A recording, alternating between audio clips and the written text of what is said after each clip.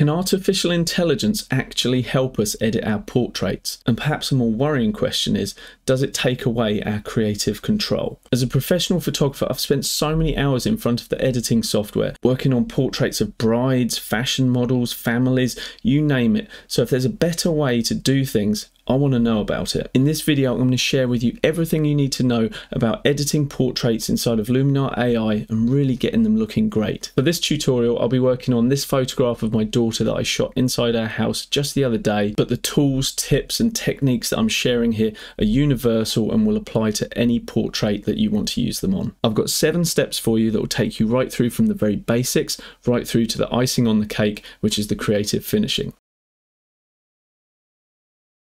Okay, step 1, and this applies to all photos, not just portraits. Ideally, you want to get a camera specific profile applied to your photo, and no camera lens is optically perfect, and so you want to correct for that in the software as well. Thankfully, it's super easy to do. The first thing that I'd recommend you do for editing any photograph is to come into the light section and just make sure you have the correct profile applied for your camera. As a side note, you'll only see this profile option if you shot your photo in RAW, and I strongly recommend that you do shoot in RAW. But let's drop this box down, and if Luminar recognizes your camera, you'll have various options here. I like to either go for the camera neutral or the camera portrait option. Very few lenses are optically perfect, so it's a good idea to come down to the professional section and jump into the optics tab here. Here I'd recommend turning on auto distortion corrections, which enables Luminar to make any corrections for any distortion that your lens may have, and also turn on remove chromatic aberrations. You can also use the D-vignette slider just to remove any darkening around the edges if you want to, but this isn't something I'm going to worry about here. Step 2 is get the basics right. Before we dive into all the exciting AI portrait tools, we've got to get the foundations of our edit right. So here we're going to look at white balance, exposure, contrast, and making sure we have the correct white and black points. And here we want to make sure that we've got a good base to work from. We want to make sure we've got a good exposure, good contrast, and a good color balance. This photo isn't too bad, but I'm sure we can make a few enhancements. So the first thing I'd recommend is to leverage Luminar's AI. Let's jump into the Enhance AI section and just grab the Accent AI slider and start moving that up. This is an extremely powerful AI tool, and it's making a lot of adjustments for us. If I toggle this off and toggle it on, it's making the enhancements that Luminar thinks are appropriate for this photo. Sometimes for portraits these can be a little bit too much, so I'm only going to tease a little bit of this in. Because this is one of Luminar's most powerful sliders, I'd certainly recommend just giving that a go to start with, just to see whether it does give you a helping hand with things such as exposure. But if you do want finer control over the basic look of your photograph, what I'd recommend doing is coming down into the light section. And what I'd recommend you do is expand all the options. And here we can now see the curves, blacks and whites, and other really key sliders. I'm happy with the white balance as it is, but if you do want to change your white balance, you've got the option to do that right here.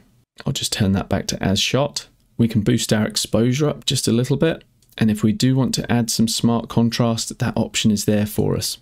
Those of you that have used other RAW editors such as Lightroom will be familiar with sliders such as highlight, shadows, whites and blacks. Usually I pull my highlights down just to protect them, and I find that boosting the shadows just a little bit usually helps. What I like to do with the whites and blacks is just look at my histogram and just check whether my white point is actually pushing all the way to the right on the curve. And if not, what I'll do is come and grab this slider and just start bringing this up. You won't see any change to the graph unless you release. And when you do, the graph redraws. And you can see I've been quite aggressive here, pushing this all the way to 90 just to get that to meet that point. And if that starts to look a little too overexposed, you can always revisit these other sliders and make slight adjustments. So I'm just going to bring the exposure and the highlights down a little bit. The black point here looks pretty good, but I may just push that just a little bit further just to make sure I have a full tonal range from black through to white. We've got a good exposure, good contrast, and an accurate color balance. If we check our before and our after, we can see that already we've got a big improvement on this photo. So we are ready to move on to step number 3. Step 3 is sharpening, but we don't want to sharpen the whole photo, we just want to sharpen the areas of interest. So let's take a look at how we do that. So let's close the light panel down and we're going to come into the details section here. This is a 45 megapixel file, so at my screen resolution we're not going to see much of a difference, so the best thing to do is to zoom in. The key for good focusing when you do a portrait is obviously to focus on the most important part, the eyes. Because I shot this at f2.8 with a telephoto lens, things fell off into blur pretty quickly. You can see that the hair at the back of her head is pretty soft, and you can also see that the left eye is actually sharper than the right eye. We're going to add some global sharpening, so sharpen the whole photo, and then we're going to paint it back in with varying amounts. So I'll come to the sharpen slider, grab it and crank that up, and we can see that the standard settings there work really well for this left eye, but perhaps not so much for this right eye. And this is the one that needs the work. So I think we're going to increase the radius, and I can even come in and boost the details up a little bit too. I don't like to take these too far because things can start looking pretty weird pretty quickly. Now at 100% this is way overbaked, so I'm just going to bring this down slightly, and I'm really not too concerned that it doesn't look good on the skin, because I'm going to come to my masking feature here, add a mask, make sure my paintbrush is selected so I can paint this in. You can use your bracket keys to increase the size of your brush, or just grab the radius slider here and change it. And then with an opacity around 50%, so we're painting half of this effect in with one click and one brush, we can just start to paint this in over the eye. We may want to do the same with the other eye as well, just with one sweep, and the eyebrows too. We can do the same with other features such as the lips. And if there's areas we don't want to emphasize, like at the corner of her mouth here, I'm just going to erase that away. I'll crank that up to 100%, get it done quickly. Let's just zoom out to 50% so we can see the eyes and the mouth. And now let's toggle this off. And we can see that that right eye is definitely softer. Let's toggle it on, and that's just helped to bring that eye just a little bit more into focus. Step 4, and it's finally time to get into those exciting portrait AI tools and see what they're made of. Doing a portrait retouch inside of Photoshop can be extremely time consuming. So I'm really excited to share Luminar AI's portrait tools that can considerably speed up the whole process. I don't know about you guys, but this is what I've been waiting for. Let's dive into the portrait section. So we've got Face AI, and that's a good place to start. In this section, we have access to a whole heap of AI sliders that are all designed to help enhance the portrait and speed up our workflow. In my opinion, some are really good and some are really terrible. Let's take a look. Face light. This can be pretty useful for brightening up the model's face. As you know, our eye goes to the brightest part of a photo first. So if our model's face is brighter, that's a good thing. This is without it, this is with it on. We also have the ability to slim the face down. Now personally, I'm not a big fan of changing the geometry of somebody's face, but just so you know, this is there as an option. So let me crank that up, and there you can see that Luminar's clever AI has recognized where the face is and actually slimmed it down for us. So here's our before, and here's our after. Now one thing that is worth noting though is that when I turned on the lens correction in our first step, Luminar corrected the pin cushioning that my lens has, and as a result actually widened my daughter's face just ever so slightly. So I think to get a more accurate representation, I will use this slim face, but just do it at somewhere around that 15 mark. It's barely noticeable, but I actually think this is a truer representation of my daughter's face, so I am actually going to use this. Alright, let's move on to the eyes. Now in here, I think there are some really useful sliders, but I also think there are some absolute dungers that you need to avoid at all costs. One of them is that you can actually change the iris from the original to something else. So for example, we could change the color of her eyes to green. I'm not convinced that there's really too much of a practical application for that, but let's say you've made the creative decision that you wanted to tie in the green of the leaves here with the color of her eyes so that you're creating a more harmonized color palette. Well, the option's there to do that. Beyond that though, they've included things like owl eyes or even a cat. Now I suppose if you were doing some sci-fi project, that might be useful. But for a normal portrait, I would recommend just leaving that as original. So as we move on to the iris flare, what I'm going to do is push these all the way to 100 so that you can see exactly what they do.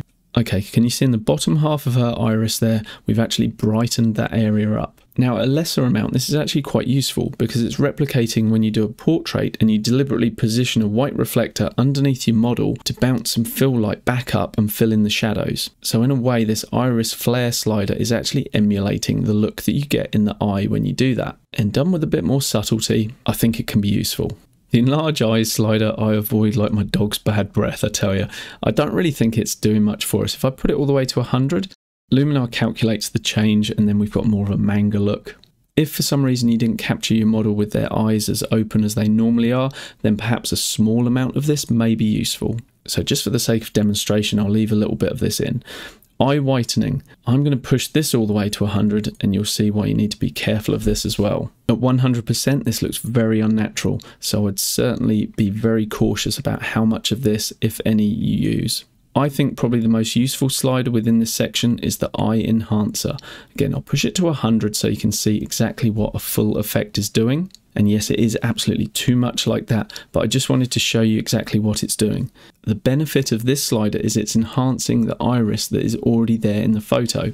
I'm going to zoom in so we can see these just a little bit better. This enhancement is acting on the actual details that already exist in my daughter's iris. So if I crank this up just a little bit, we're getting some of that brightening and contrast effect, but not to 100%. Something subtle though works quite nicely. If you've taken a photo with flash directly at your subject, first of all, shame on you. You don't want it on your camera and pointing straight at your model. It's not going to look good. But if for whatever reason you've shot a picture like that and the lights bounce back off the blood vessels in the back of the eye, you're going to get red eye. And if that's the case, just click and drag and you can remove the red eye.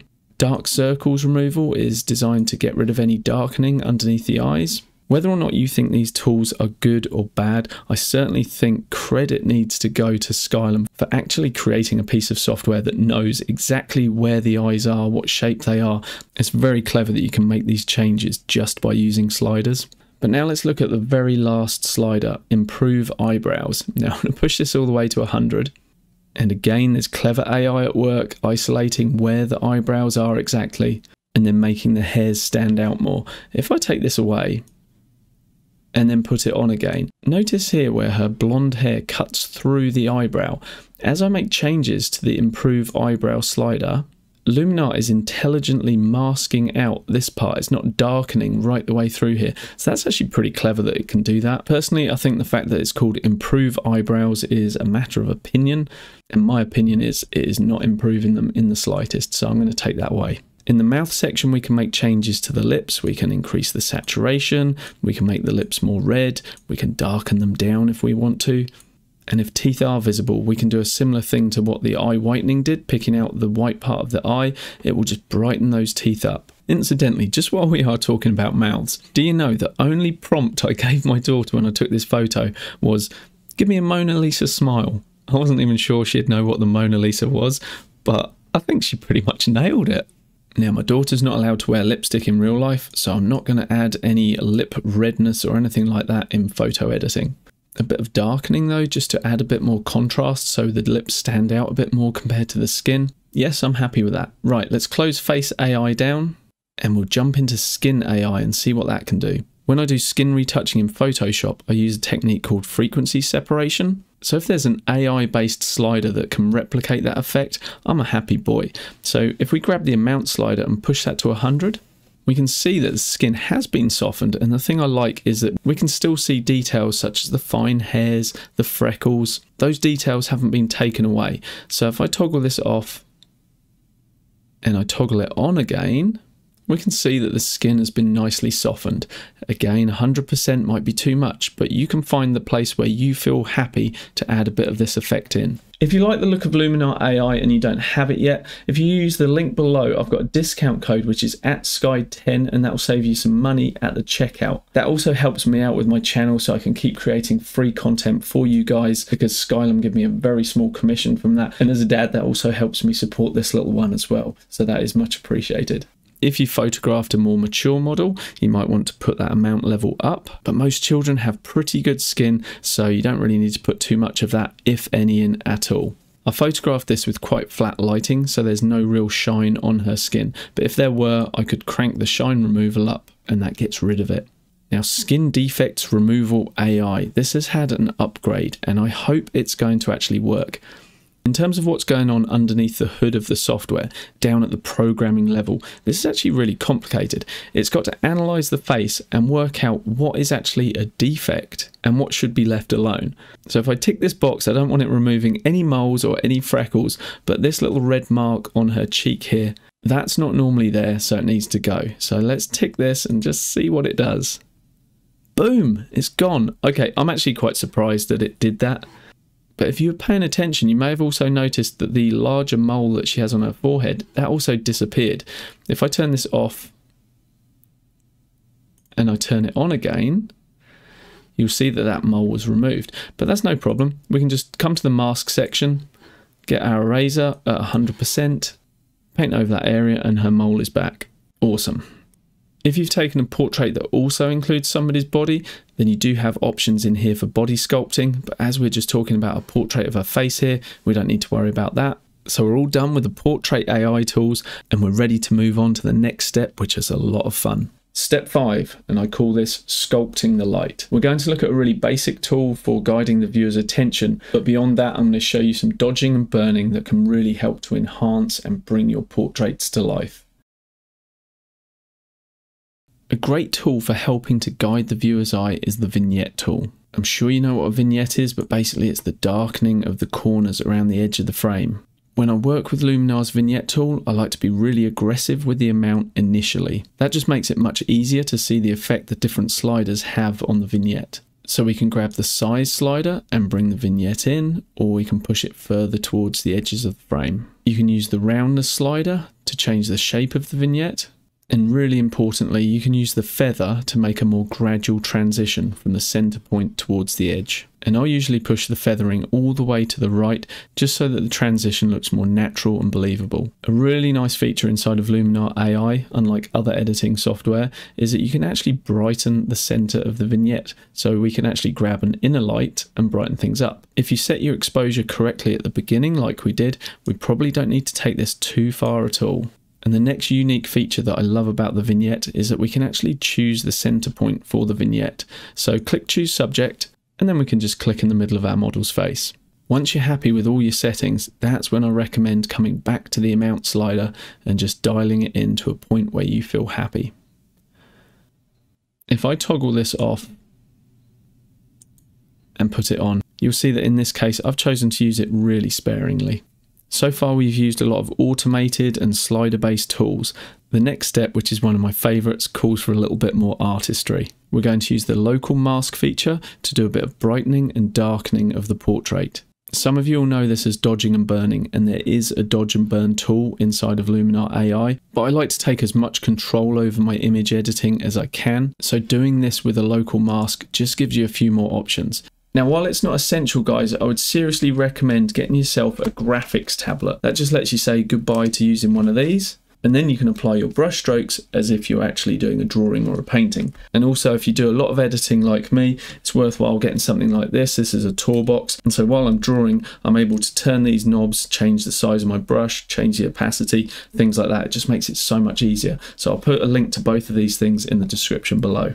So let's add a basic mask. And I'm happy with the brightness level on her face, but her neck and shoulders quickly falls off into a much darker range. So I'm going to grab the exposure slider and just move this up ever so slightly.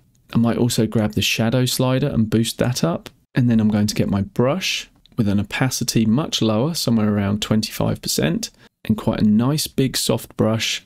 And I'm going to click and start painting down here. Now when I release, we'll see that whole area brighten up.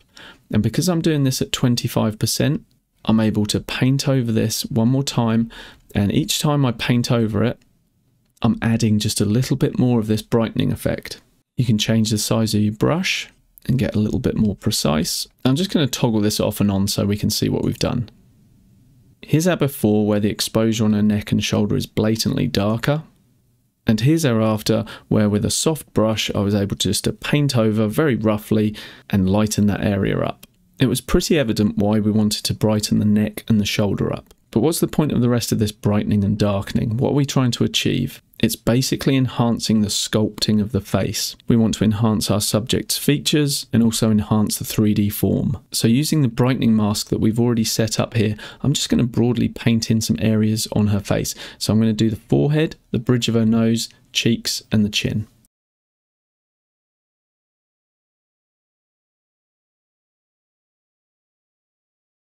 So we very quickly brightened up key areas, which I believe is known as the T-zone across here.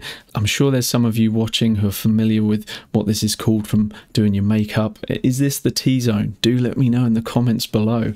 Now let's look at adding some shadow detail. So we'll come to local masking again, click add basic, and this time we're going to darken things down, maybe go a little further. This time we'll take the shadows down slightly. I'm going to take the exposure even further. Because I'm going to be painting this effect in incrementally, and I'm not going to be smashing this all onto her face at 100%, I'm not worried that everything's looking underexposed at the moment. I want to push things this far so that if there are areas where I want to go much darker, I've got that option. But one side effect of darkening things down is that we've increased the saturation in the skin. So let's come to the saturation slider and just ease this back so the skin tone still looks natural. And now I'm going to do the same as before. I'm going to get my brush and I'm going to paint this in, but this time I'm going to do it with a lesser opacity so that I have the ability with more refinement. So here I've sped this part up again, but you can see that I'm just painting around my daughter's face just to try and enhance that three-dimensional form, just making her features pop a little more, while still being faithful to the actual shape of her face. Okay, if I toggle this off, you'll see the version before the shadows are added. It's quite flat, and if I toggle this on, you'll see that the nose suddenly pops out much more. I've done a very rough and ready and not a very good job of this particular dodge and burn, but hopefully you get the idea. Now, I mentioned before that I prefer using the local masking rather than the actual dodge and burn tool, and here's why. It's very easy to go over the top with this effect, and I feel that I've done that here. So the brilliant thing is I can come back into all of these sliders and make adjustments. So just like that, I can reduce that effect a little bit by bringing the exposure back up and the shadows back up too. And because things in her skin were looking a little bit grey, I've also boosted the warmth up a bit too. Before we leave the local masking section, I want to share with you a really useful tip for working with eyes. You'll recall that the Face AI tool allowed us to actually switch out our model's iris to change their eye colour. But the downside was we were introducing an eye that wasn't actually our model's eye. My daughter's got lovely blue eyes, and let's suppose I want to enhance that blue but without giving her fake eyes. How could we do that? Well, we can do it in the local masking section. If we come up and add a new basic mask, I can make some adjustments here to bring out that blue in her eyes. So I'll bring the warmth down and push that towards the blue, push the contrast, shadows and saturation up. And then when we've made those changes, we're actually able to come in with a paintbrush, make a smaller brush, and then click and then paint over the iris. I'm still on 10% from before, so I may want to push this just a little bit higher just so that we see the effect a little bit more. And there you go, we've enhanced the blue in her real eyes. Here's our before, and here's our after. Really easy to do. And while we're talking about colour, that's a nice segue into step 6. Step 6 is working with colour.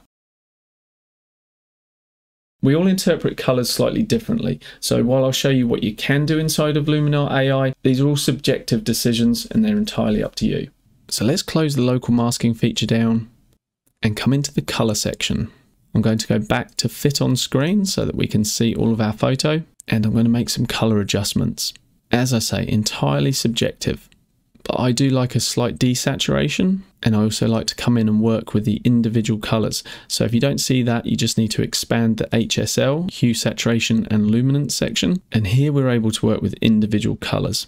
Personally, I don't like too many conflicting and competing colours in my photos. So if I can do anything to help unify the colour scheme, I will. I want our attention to mainly be on my daughter's face, and I find that the green around these flowers is just a little bit distracting. So I'm going to use the saturation sliders in the greens and possibly the yellows too, just to bring that saturation level down. In terms of colour grading, I'd suggest you normally leave this to the very last step, but I'm going to do that here while we're talking about colour. A really great tool for adding a colour grade to your photo is the mood tool. So come to the creative section, click on mood, and here we have the ability to choose a lookup table. And these lookup tables allow us to remap the colours in our photo. So as I scroll over these different versions, you'll see that Luminar's updating the photo for us so we can get instant feedback. What you decide to go for, that's entirely up to you, and that's all part of you developing your own look and your own style. So it would be the case that the one that I want to go for is the one that I've got no idea how to say, Ushuae. Let's go for this one. We have an amount slider so we can actually put more or less of this effect on, but I actually quite like the default value of 30. There are some really good and intuitive tools for working with colour in Luminar, but another one of my favourites is the toning tool. And we're able to introduce a colour tone into both the highlights and the shadows.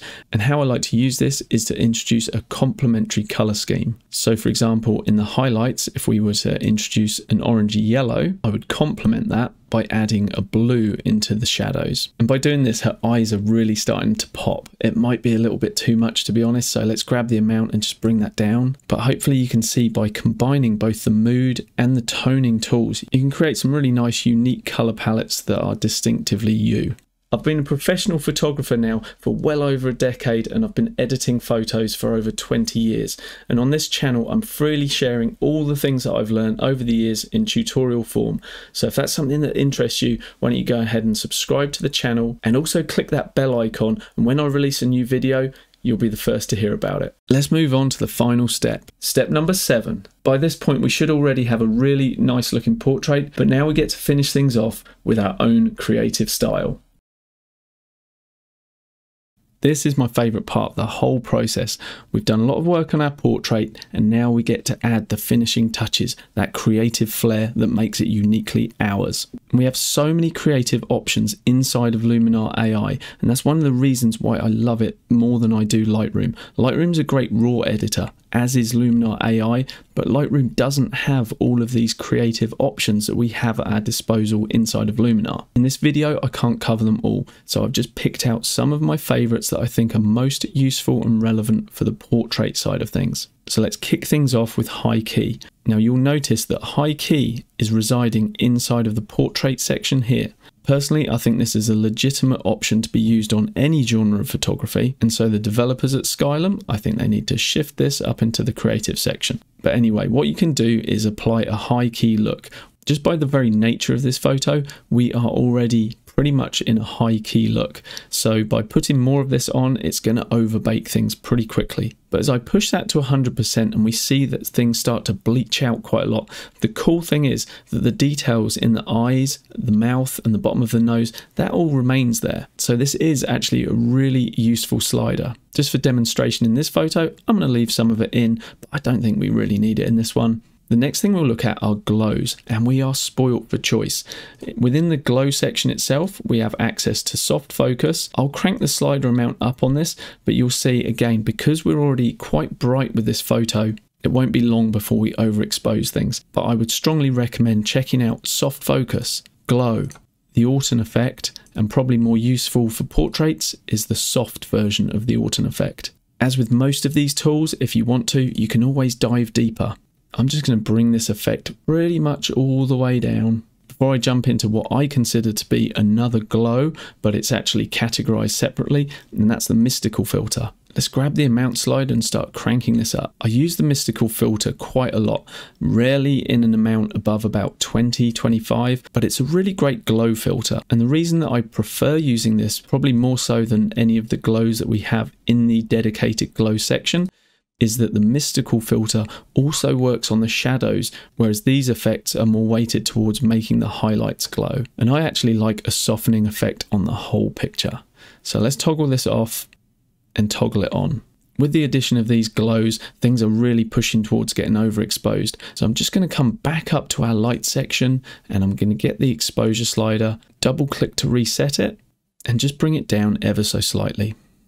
Another goodie for working with portraits is the matte tool. So come down into the creative section again, grab matte, and I'll put a bit of that on. And I also like using the fade when I go for a matte look as well. And let's toggle that off. It's subtle, but it's just lifted the blacks up slightly just to soften the overall contrast of the picture. And the last thing that's quite useful, if like me you photographed your portrait on a plain background, you may want to reintroduce a little bit of visual interest. And a great way to do that is with textures. To do that, we need to come back to our local masking, and this time rather than adding a basic local mask, our other option is to add a texture. Working with textures would be a whole video in itself, but the basic premise is load a texture in that you want, overlay it over the photo, choose a blending mode that suits your photo, and then just paint it in where you want it. Let's do that. I have a huge high resolution texture library that I've built from around the world. So if textures are your thing, I'll put a link in the description below so you can check them out. Let's go with this one from Luminar. Okay, so that's been dropped in with 50% opacity. We want to come to advanced settings and choose a better blending mode than normal. Multiply could work quite well. Screen is also a good option if you're working with a darker photo and you want to brighten it up. But overlay and soft light are a couple of my favorites. Let's go with overlay. And rather than paint the effect in, I'm just going to erase it from my daughter's face. I'm going to crank the opacity all the way to 100 just so I can get this done a little bit quicker. The fact that I've got a bit of a bleed over the edge, I'm not worried about. If you feel like it's too much, you can bring the opacity down. Or if you feel like you want to add more texture, you can do that. You can add another texture mask and just come in and choose a different texture. These paint streaks from Barcelona might be alright. Again, choose a blending mode that you like the look of. By layering one texture on top of another, you can create a rich visual feast in the background there. Let's just paint that away again. I threw those textures on there really quickly and the mask I've created is super rough and ready, so I would certainly suggest to you when you do it just to have a little bit more care and refinement than what I've done here. But hopefully you can see how you can get really creative just by adding textures and layering them and blending them in different ways over the backgrounds of your portraits. Anyway, that's just a demonstration of what you can do. But for me in this shot, I actually quite like the simplicity of the plain background, so I'm just going to remove these. Now, when you're doing any photo edit, either in Luminar AI or any other photo editing software for that matter, what I'd recommend you do is actually step away from your monitor once you've finished, give your eyes a rest from the image and then come back. And that's what I've just done. And what happens to me is when I come back to the image, I'll normally see things that I didn't see before, or if I've pushed things too far, I'll also notice those. And if it's a case of you've just flat out overcooked the image, which I think I have done here, the brilliant thing in Luminar AI is that we have that slider down in the bottom right, which we can use to actually reduce the whole effect. So I'm pretty sure I've overcooked things, but I like the general direction. So somewhere along this line here between 0 and 100%, I'm going to find the sweet spot. So if I take it to about 50%, back to 0, maybe I want a little bit more. Yeah, I think I want more than 50%, but way less than 100. I think I'm going to settle around there. And now I can flick between our before and our after, before and after, and I'm going to say I'm happy with that. Let's take a look at how we built this image up.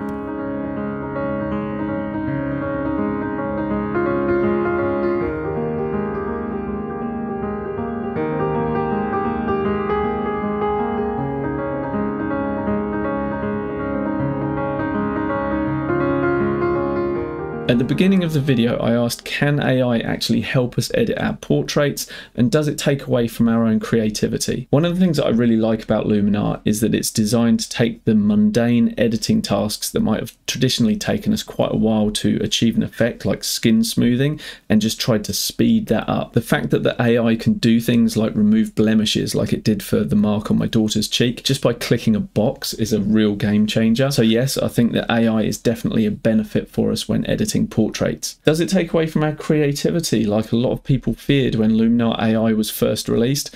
Well, I'd say actually on the contrary, I'd say that Luminar AI actually enhances our ability to be creative. Because a lot of the effects are just slider based and you can turn them on and off at will, I think that encourages us to explore creative avenues that otherwise in Photoshop and other more time consuming editors, we might have been like, it's not even worth trying that. I think I know what I want already. Whereas in Luminar AI, we can just say, oh, I'll try this, I'll put a texture on, I'll do that. And it's so quick to do that. We can make quick decisions. Do we like it? Do we not? And I really like that. I hope this video has been useful to you. If it has, do me a favor and leave me a thumbs up. And also make my daughter's day. Leave her a nice little comment as well. That'd be lovely. Thank you very much, guys. I'll see you in the next video. Cheers.